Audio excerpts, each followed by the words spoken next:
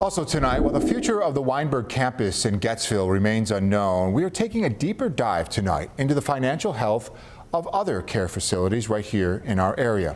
As we first reported on 7 News yesterday, the State Department of Health could not confirm the potential closure of the Weinberg campus, but did say it is reviewing a document received by the facility's operator.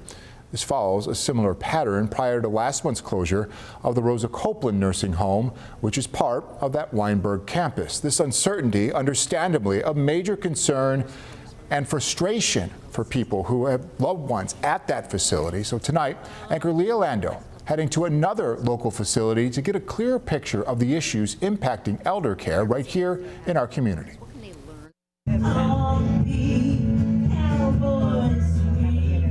Ron Wolfe comes to visit his wife Joanne every day at Schofield, a nonprofit skilled nursing facility in the town of Tonawanda. We've been together a little over 30 years. We were married 25. So when you had to put her in a home, what was that like? Horrible. I hope nobody has to experience it. But if you do, he hopes you find a place you're happy with like he did. Wanna wish you a Merry Christmas from the bottom of my heart.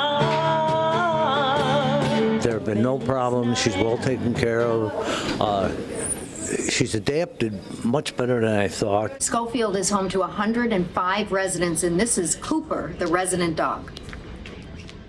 You know, you can really impact people's lives, and you create in a family kind of atmosphere. President and CEO Christopher Koenig says he and his staff work hard through many challenges to make sure the residents feel at home. I spoke with him about the facility's recent recognition, a 5-star rating from the Centers for Medicare and Medicaid Services. There's a quality metrics, there's your health inspections, and your staffing ratings, which is a pretty big designation. It's very difficult to get, and not many facilities in the country are able to reach that. Koenig says it's especially difficult to achieve because of regulations and low reimbursement rates. The expenses are just so astounding compared to the revenue.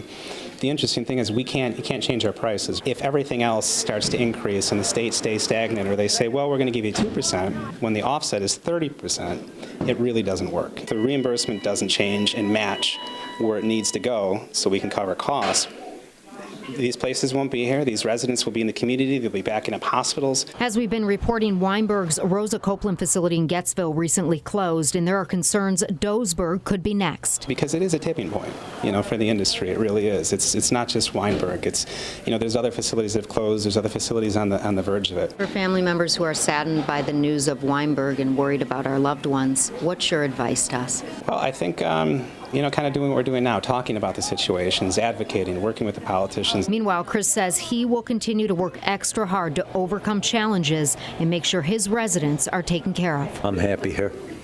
She is. Good. But I'd much rather have her home.